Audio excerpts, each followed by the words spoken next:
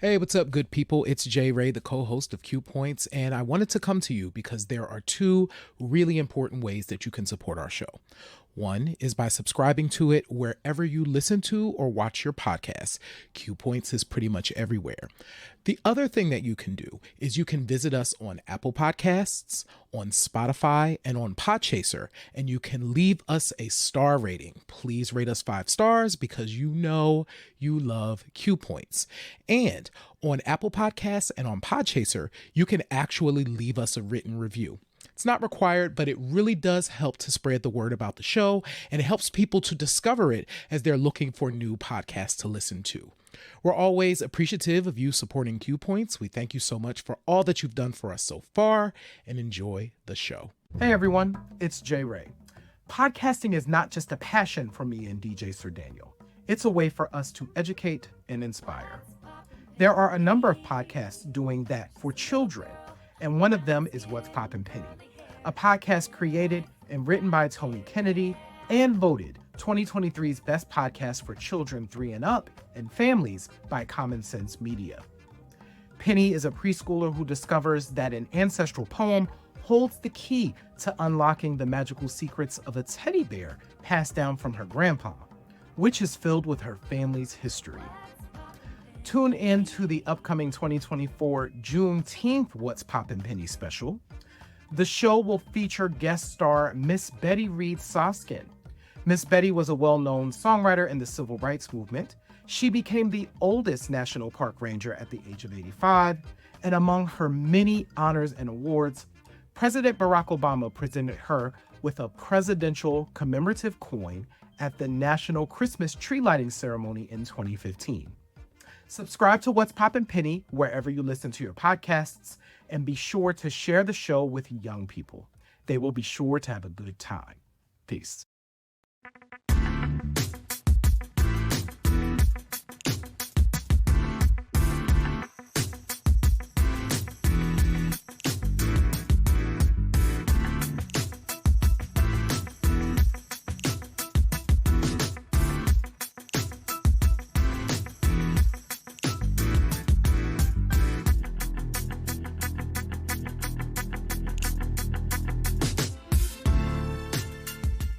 Hey, what's up, everyone? We are so excited for this special episode of Q Points to welcome Toni Kennedy to the show. Hey, Toni, how are you?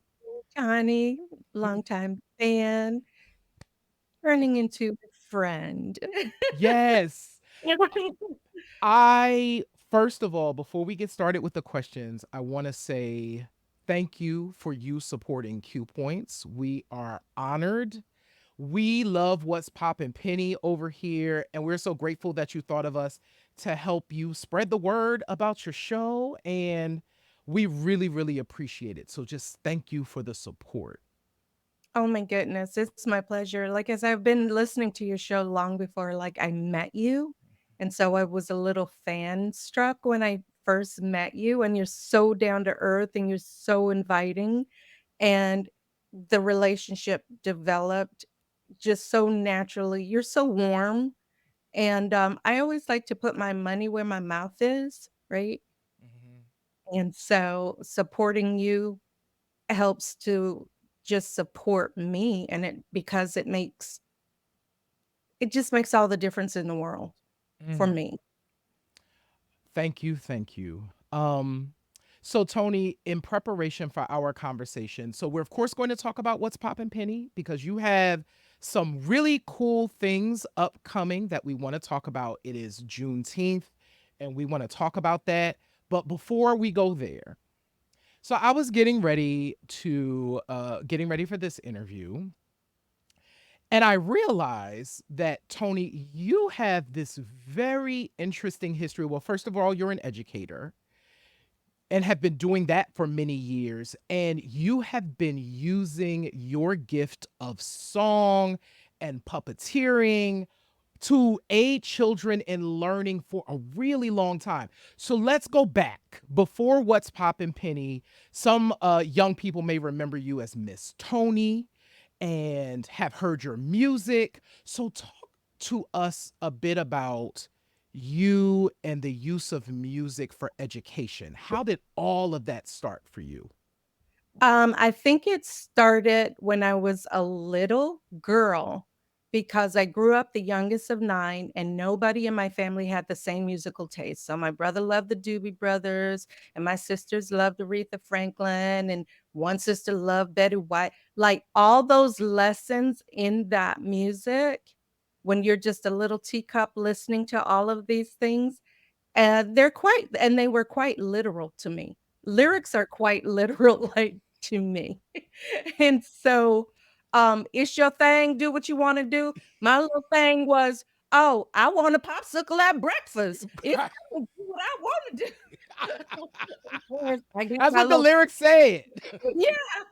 I'm like, I'm just following instructions. Um, and I just gravitated to the happiness, the joy, even within the sadness, the expression. There's nothing like music. There Mm, is nothing like a lyricist. There is like nothing like it to make you feel seen as a human being. mhm. And I think that must have been in my subconscious because whenever I am with children, that's my go-to. Everything's a song. Everything is a song. Had a little boy, Tristan. He would cry every morning at the door to come into my classroom. And I tried everything, and his mother tried everything. And one day I just looked past Tristan at the kid behind him, Mhm. and I said, "Who's that walking through the classroom door like she did the day before? It's Aubrey. It's Aubrey. Good morning, Aubrey." And I'm like, "Break it down, Aubrey." And she broke it down and she came into my class. And I did every time. And then Tristan was like, "Wait, no, it's my turn. You Right. can't say." I want a song. I'm like, "Okay, you ready? Come in." Like, "Uh-huh." I'm like, "Okay, here we go. Who's that walking through the cla" and by now, the parents are singing it, the kids are singing it, and it became our routine every morning. But you can't be sad when you're dancing, and you can't be sad when you're singing. There's Mm. hope. There is hope in music. At least that's how I view it or how it hits me. Yeah. I think that's how it hits kids, takes all the scary stuff away. Yeah. Yeah. And it's also, a community builder. Mhm. We're all singing the same song. Yeah. We're all breaking it down together. And so him leaving his mom coming into the classroom was such an individual act for him that he wasn't quite sure he was brave enough to do until we set it to music. Wow. Um, when you take that idea and put it to Little Chick, which I was so grateful. We'll include the YouTube video as well, watching you interact with Little Chick. How did that concept of Little Chick come to be?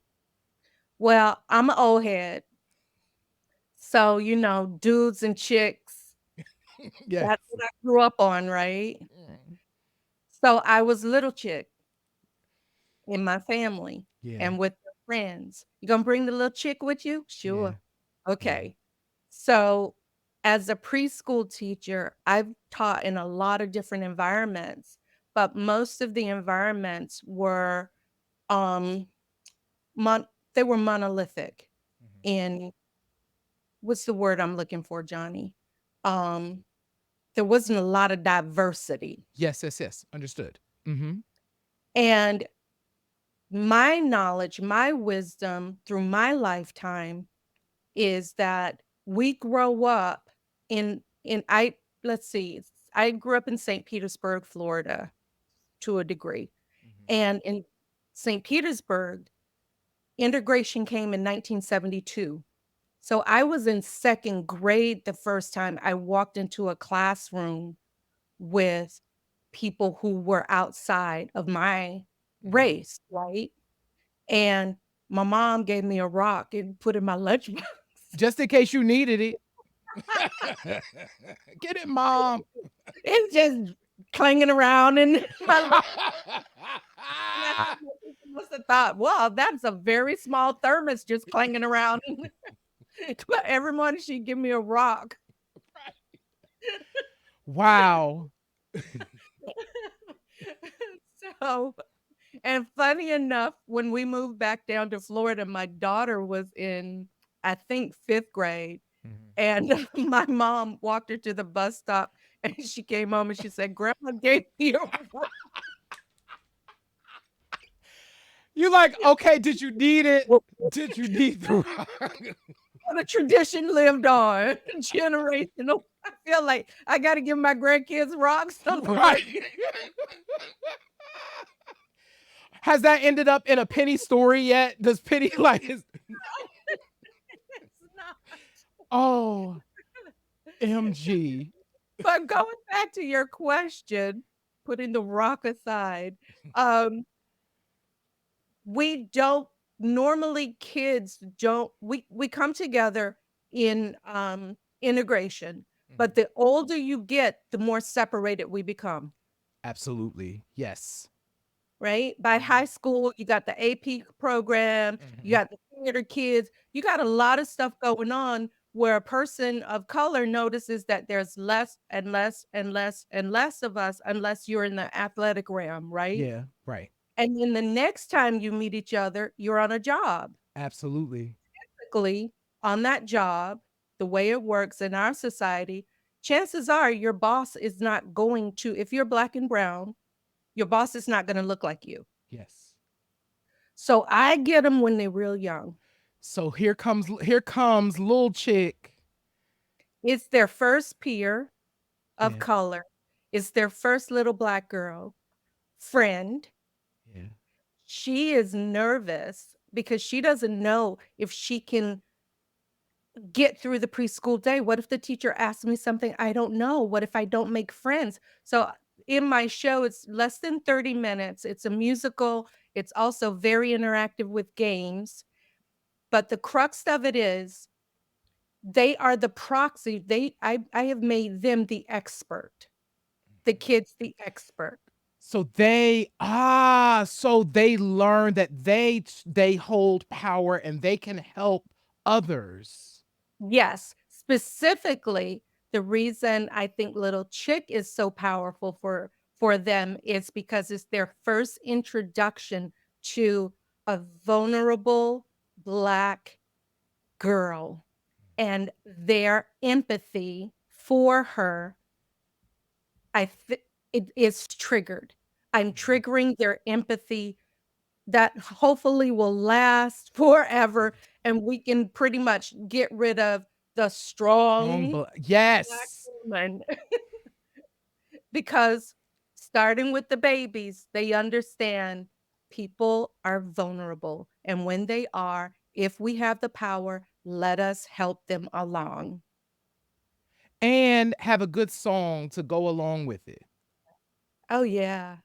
Mm, And the teachers love it because it's all I have a CD out, and it's 18 songs that follows a NACE accredited preschool day. mhm. And there's even a potty song and a Awesome. next time song. There's even a wake up song. But the potty song is the only song that's directed to adults, Mhm. and it's called Just Be Patient. Mm. The rest of it is through the lens of the preschool teacher or the child. Mm. That idea of the trusted adult. So Well, I wanna segue us into what's poppin' Penny because I remember when I first heard the show, and of course hearing TA, I did not connect the TA until I talked to you and you were like, no, it's TA. Cause I think I said something else. And you were like, oh, actually, it's TA, and TA stands for trusted adults. And I was like, oh, that makes sense. Penny has this trusted adult to help her along the way and go on these adventures. But I want to talk about the show a bit. Um, how did that evolved, that story, the idea for the show, and to make it a podcast, right? So you go from this in-person experience with a puppet named Little Chick, and now and music, and this evolves into, something different and new. How did that come to be? I was minding my business in my house when my daughter came to me with an application for Spotify's Sound Up program. And she said, "Mom, this is saying everything except, hey, Toni." The program was looking for children's writers, right?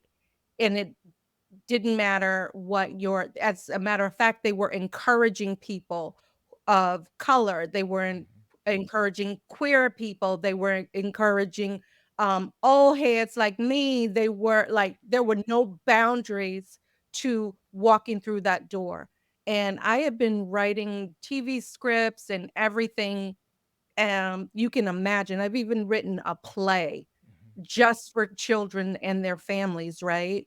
And she said, "You should apply." So she sat down with me because I wouldn't do it. And she opened up the computer and we sat down and we started the application. And once we started the application, it was such an in-depth application too. Um, it just started to flow. My fear went away.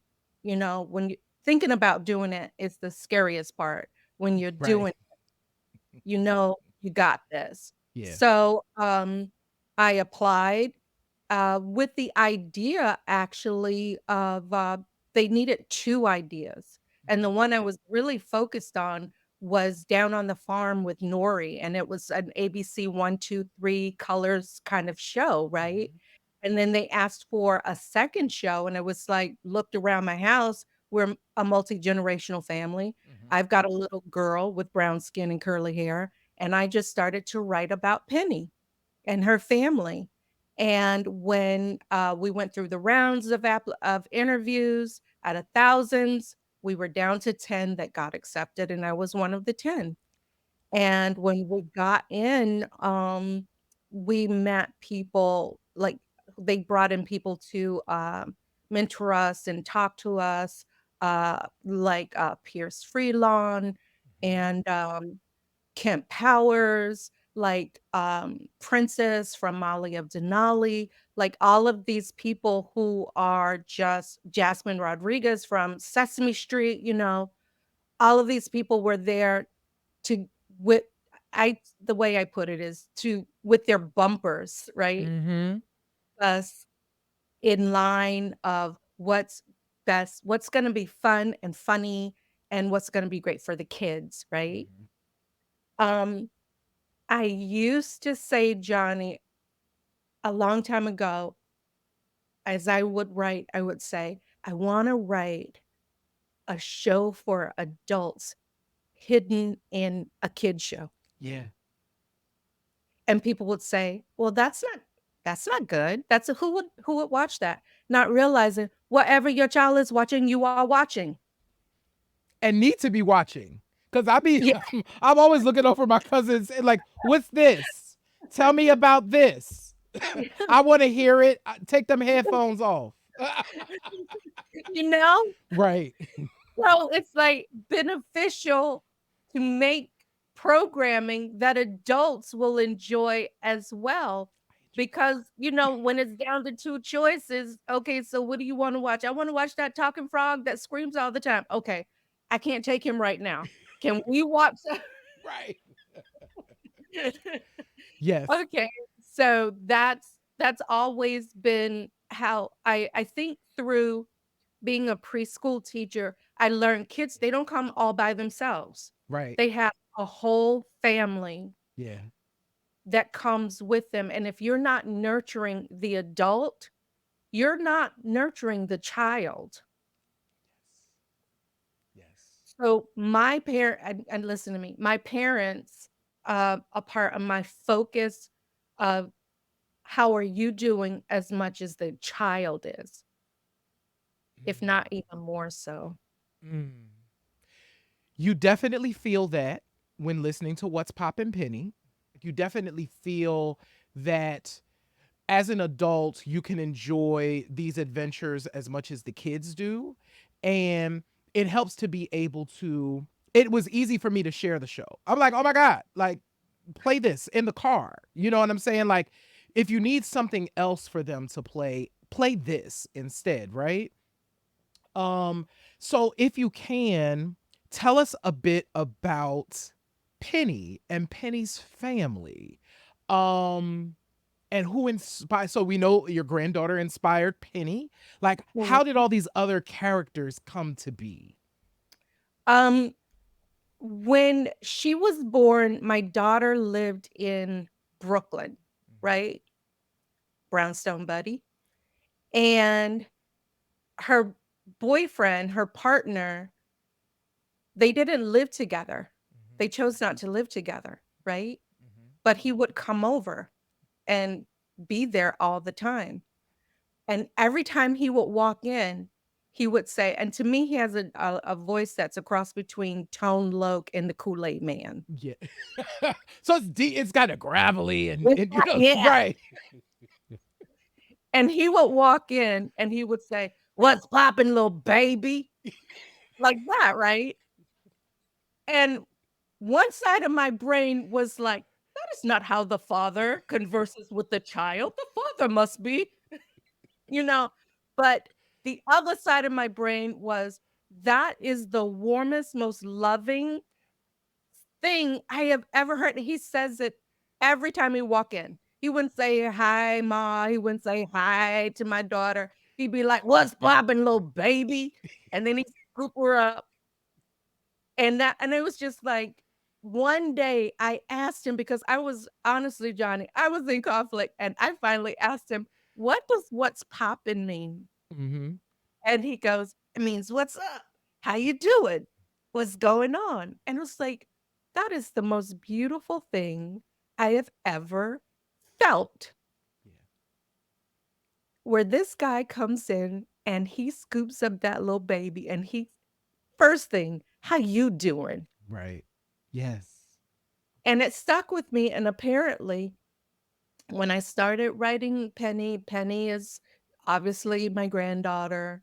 The loving relationship that I first saw with her and her dad is the foundation of the relationship with Penny and her dad.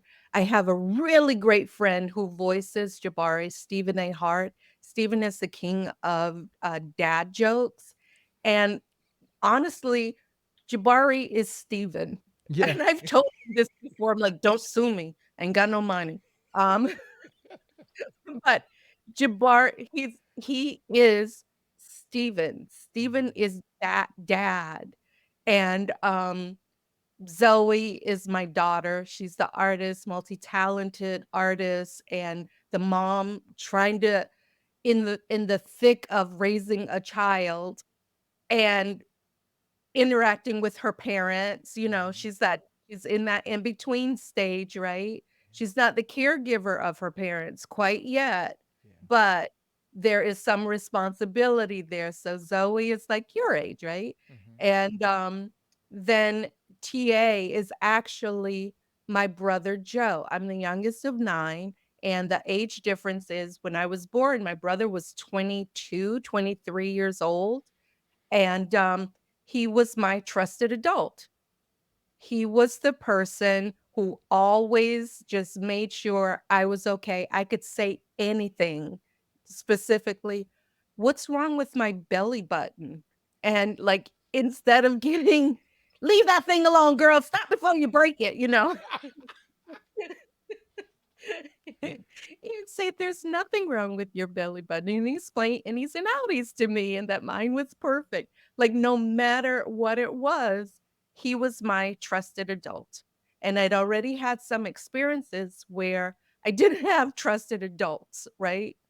That lineation, right? Yeah. Um, reading what I'm writing and telling others, or um, telling my teacher something I said in confidence at home, and then my teacher's like, "I heard you talking trash about me." And I'm like, "Oh my," like, that feeling of devastation when your trust has been betrayed. Right. How dare you tell her? That's that to the cru For me, the crux of parenting is you're stair-stepping, buil building trust. Mhm. So by the time you say to that person, "No, you shouldn't wear those shoes, we're gonna be walking for a very long time."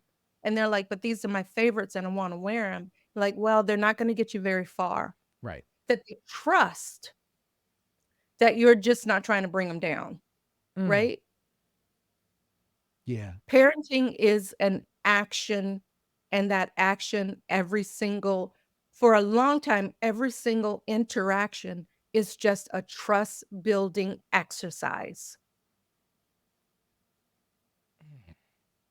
Yes. Oh my goodness. All the parents need to hear what you're saying because you're dropping so many gems for parents in this. And to that point, you within the show, of course, this is a multi-generational household because Penny is Mhm. living in a house or in a brownstone, and her grandmom is there. And then recently, her grandfather has passed away, but there's something magical that happens. Yeah. And we're not spoiling anything because it's part of the show.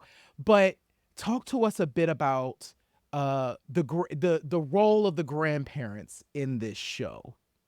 The role of the grandparents, like I said, TA is my oldest brother. Mhm. Spice Penny calls her grandma Spicy Mhm. because she's sugar and spice and everything nice. And a long time ago, my daughter asked me, "What do you want your grandma name to be?" This is before she even had children. And we went through a lot of names. And then she said, "But you're so sweet. Those don't actually fit you. You're sugar and you're spice." And I said, "Then call me spicy. I'll be spicy. So you're spicy. I am spicy to my grandkids." And I love it. Yeah. Um, so Spicy is my sister Terry. Mhm. Terry was 8 years older than me. She died a few years of ALS, and my stories around Penny actually are about my sister Terry. She made my childhood magical. Like, Terry could make walking in the rain a magical event, Yeah. right? And Spicy and TA, those are those are my happy places in me, right? That I Mhm. get to bring and share with other people. But like you said, TA has passed away. So Mhm. what happens to love when your loved one goes? And that was something that as a preschool teacher, as a parent, I've had to explain many, many, many times to children. And the show, that's the foundation. Love is the foundation of the show. So love in all of its forms, its familiar form, as well as those who are here and those who have parted, and how that love never, ever, ever leaves you. And I know that I am nothing without my mother, without my grandmother, without my great grandfather. That's how far I can go back with people, right? But I also know that my children they're nothing without me. Mhm. And my grandchildren are nothing without me. Mhm. And so all of these people, no matter I'm talking to my grandkids today through the voice of my grandmother. Mhm. Yeah. And that is true, I think, for many of us, Mm. especially in our culture. Yes. It's interesting that you bring that up. In 2021, actually at the beginning of Q Points, my dad passed away. I had been taking care of him, but it was sudden passing. Like I didn't expect him to pass away when he did, right? But it's so interesting now that I find myself feeling like him. Like something will come out and I'm like, "Oh my." I've heard that, or I sound just like dad saying this thing, and that is special. Or I hear my grandmother. So in 2020, myself, my mom, my brother, my cousins, we um, supported my grandmother through her transition, which is something that none of us expected to do, but it's one of the most special things I think we could do. And I hear her, and I hear her come out Mhm. often. And so you're absolutely right. I think, culturally, these lessons that, or these words and these lessons that have come in, we embody them, and then they show up, and it reminds us that those people are still here, and Mhm. therefore everything's okay. Mhm. I love that about our culture, about our experience here, is that I have all of these ancestors that are just like in the room. He in here, my grandma in here, part of this conversation. So that Yeah. you feel it, it explains why the show feels the way it does, Tony. Thank you. Thank you for that, Johnny. DJ Sir Daniel, my Walkman was my life. The other little boys would be playing basketball while I was over there fiddling with my cassettes. You were fancy because I had a small radio with a cassette player, and I would stay up every weekend until 2 a.m. to listen to Mr. Magic and Cool DJ Red Alert and record their shows. I wish I still had those cassettes. Man, classics. Me too. So in the summertime, I would flip between BET and MTV all day long and record music videos on those big VHS tapes.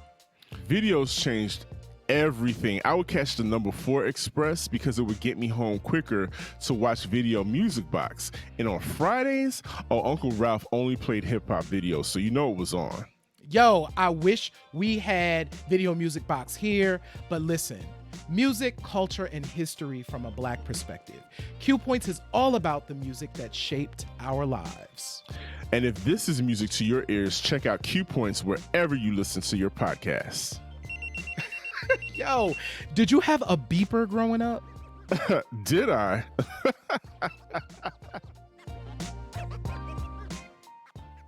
Okay, there's What's Poppin' Penny, there's all of the characters, but okay, so one of the most amazing things about What's Poppin' Penny, though, is your theme song. The What's Poppin' Penny theme song, this is a music podcast, and the What's Poppin' Penny theme song is jamming.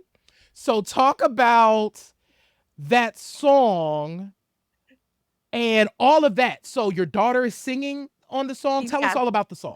My daughter, is a professional singer. There's a reason my audience is children, right? They're not as harsh. They haven't developed musical taste yet. So, my music is definitely for children, right? And so but my daughter has actual talent, and, she is singing with Mac Miller. She's been all around the world. She's been a singer and doing her thing since high school, right? Yeah. Um, but I am the writer, Yes. and when I came up with this, I'm a little bit special, Johnny. I say things I'm using words right now, but I'm filtering them through my brain of, "It feels sparkly. It has to feel like the color yellow. It has." So you have that. I see everything like a film. So literally everything you're saying is literally there's a movie happening in my head right now, Tony. And it's an episode of My Little Pony in my head, right? We see each other. So I contacted Lucas Morales. He's a composer, and he's been musical director for a great many people. And I contacted him through a friend of a friend. No, just through a friend. And this is the email I sent to Lucas. Hold on, strap in, buckle up. Okay. So I tell him my podcast is for children 3 to 5 years old, and I tell him about the show. And so I tell him that the theme song lyrics and inspirations, opening, R&B 90s girl group, in vogue, style harmonies, a cappella. And this is me singing to Lucas, right, on the phone. What's poppin', Penny? Yeah, yeah, yeah. And Lucas is like, sure. Yeah. Well, I tell him that the music begins with the bass, congas, West African style rhythm, like a train chugging toward a rhythm forward, and then the words come in, and then I take it to the bridge, and I literally wrote "break it down" with an exclamation point. First of all, you said take it to the bridge and Yeah. then break it down, exclamation point. This is why you win, Toni. You wrote that in an email to be like, here's what this production is going to give. This is all that it needs to give, okay? And then I tell him, where is the thing? Oh, then I write a rap. Yes, as you should. Why not? You got bars. And the rap is, Please tell us. I have tears in my eyes. The rap is, big city streets aren't for house cats, Penny. I think I'll stay right here and take a nap. No rhymes. No stanza. But it explains Penelope Paul so perfectly. Penelope Paul is a character on the show. Y'all need to be listening to the podcast. I want Stevie Wonder. I'm like, Yes. it's a hot mess. So the fact that Lucas took all of this in, and then my daughter kicked me out, and she and he went in, and they actually kept the good parts. I'll put quotations around that. They kept the good parts, and they came out very patiently and explained to me why I couldn't have what I said I wanted. And this is what they gave me. And it was like, this is exactly how I heard it in my head. You like, this is perfect. This is all of it.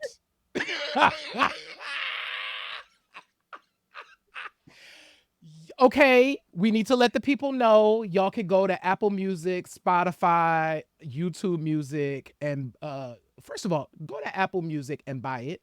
How about that? Go to Amazon and buy it. How about that? Or you can stream it everywhere. Go stream the What's Poppin' Penny theme.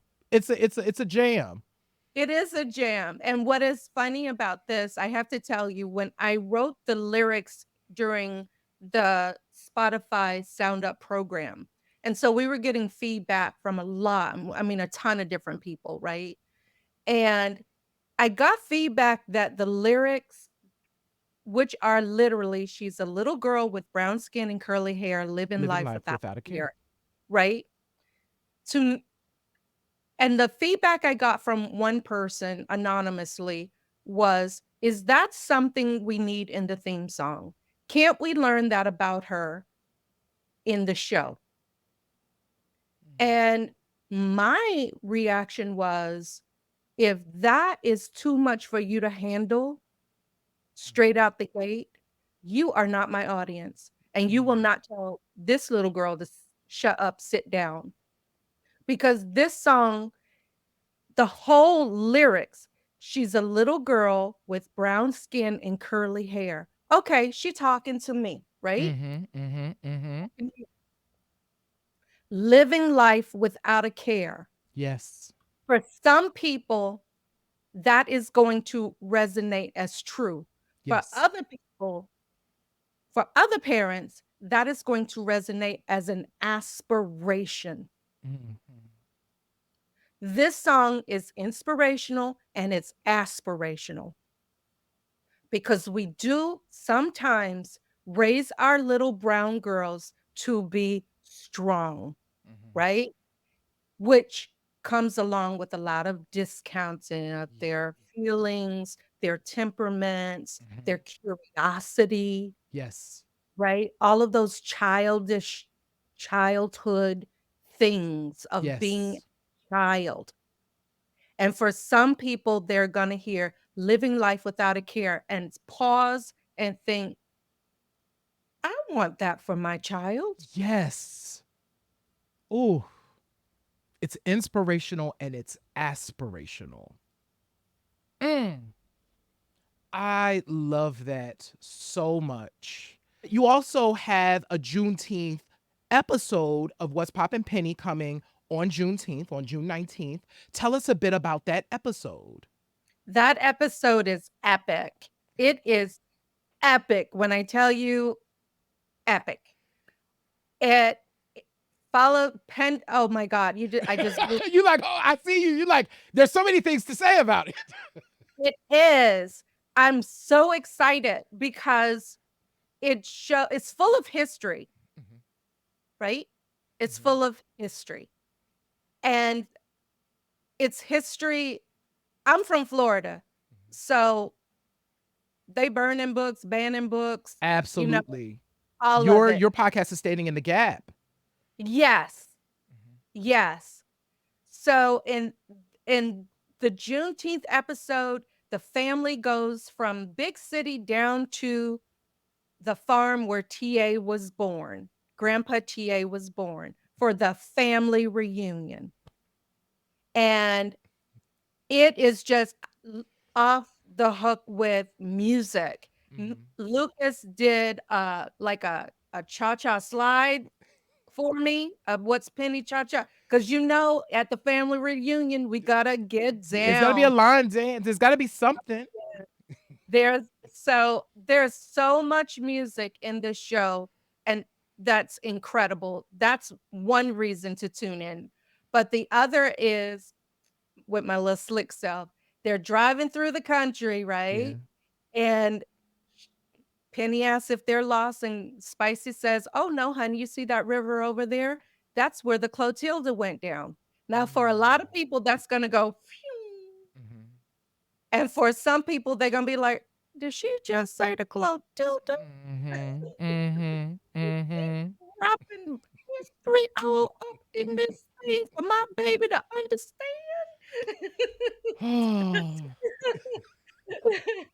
And yes, I am. And it's followed by a cat joke. Uh, I love this. Oh my god. So there are different characters. So Miss Betty Reed Soskin is going to be a oh guest yeah, star. What is the role she Miss Betty is playing in this she is episode? playing Penny's great Aunt Jessie. Mhm, And Aunt Jessie is the family storyteller. She's the history keeper of the family. And mhm. this is the first time that Penny learns, we all learn, where did the magic come from? Like, she's had this magical teddy bear since day 1, all through episode 10. But where did the magic come from? And Miss Betty, takes us back, her voice as she tells Penny, and the magic starts to happen, her voice transforms from the 102-year-old Aunt Jessie to her granddaughter played her. Oh Her wow. So you have her and grand her Yes, oh. yes. So they become one, and so the young Aunt Jessie, right? Because it's all magical. Yeah. She explains how the family story starts in Ghana, in West Africa, right? So, because for many of us, that's where our roots Yeah. start, Uh-huh. in America, that's where our roots started. But we know so little about it, Mhm. or anyway. So Betty then that transforms. I reached out.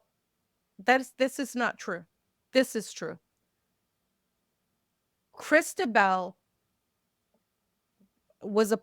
she was one of the high executives as a part of Spotify. Mhm. And one of the nice things about Spotify and being in that program was that many of the people still reach out. How are you? I Mhm. see you doing your thing. How are you? How can we help? Right? Out of the blue, Christabel, who is from West Africa, and Johnny, I have been trying to cast this role Right. forever, like forever. And one thing or another, I'll have it cast, they'll drop out, all of it. So she reached out and asked, how can I help? How are you doing? I was like, I need someone who can speak Twi or Fanti. Mhm. And she was like, girl, I got you. Ah, I it all came together. Like you being in the program, it was all meant to be. It was, if you only knew how hard it was for me and how important it was for me to cast a person who speaks a language from West Africa that children can hear and always be readily available to them. How important that was. And the fact that it was not happening was crushing my soul. And this lady came and she gave me a woman in her 70s, maybe 80s, because you know, Black don't crack. Mhm. And she spoke the words of encouragement and tell the story of how this little bear came to be for the for this little child, right? And then she says it in Fanti, and then she interprets it into English, right? So Oh my god. Oh my god. I it haven't heard the episode, y'all. I cannot wait to hear this. it is powerful. It is powerful. My sister asked me, no, she said, well, that sounds really nice. And I said, yeah, but that's not what I was going for. I was going for importance. And that's why we over here at Q Point, Sir Daniel and I are so grateful. Like I said, we're grateful for you. We're also grateful to just support What's Poppin' Penny because we feel like kids need to hear this. Adults need to hear this show. They need to hear it so that they can share it with children. And I think it helps to build that bridge, right? Let's listen to What's Poppin' Penny together. So even if me as an adult, I don't have children, but I have like cousins and I have like folks around me that I could share this show with. And so it builds a bridge. And so the show, so the special will be out on Juneteenth, right? So people can tune in on Juneteenth. Listen to this on your way to whatever it is that you're doing on Juneteenth. Play it in the morning as you're getting up and getting breakfast going. What's Poppin' Penny should be one of the things that starts your day. That's my 2 cents around this. Um, Tony, before we finish up, anything else you would like to share? We'll make sure that all your contact info is part of this. But hey, What's Poppin' Penny is where folks can connect with you online. Anything else you want to leave the folks with as we head out? I just want to thank you and DJ Sir Daniel for keeping I don't want to say our culture alive, but keeping our knowledge of our culture so present, so pristine in our minds, in our lives. One of my favorite shows, you're always on in my house. Um, so your voice is very familiar. Um, I want to thank everybody who listened to the show. Um, yeah, that's it. I get really bashful about it. Um, but like Erica Badu, I'm You sensitive about your stuff. stuff. So I am so happy that it's finding a home, it's finding its way, it's finding its people. I am very, very, very, very grateful for all of those things. So the thing I want to say is thank you for checking my show out. Thank you for supporting my show. And thank you for having me here to talk about it. Oh, well, listen. We are down with What's Poppin' Penny, so make sure that all of you, and we've been saying this, but we're gonna say it again. Make sure that you follow What's Poppin' Penny wherever you listen to your podcasts. Subscribe, share the show. That's really important. Just like we tell you to do with Q Points, we encourage you to do that with What's Poppin' Penny, because it is an incredibly important show, y'all. Thank you so much, Toni Kennedy, for dropping by and having this amazing conversation with us. Thank you for having me, Springfield. Yeah. Have a good one, y'all. Bye.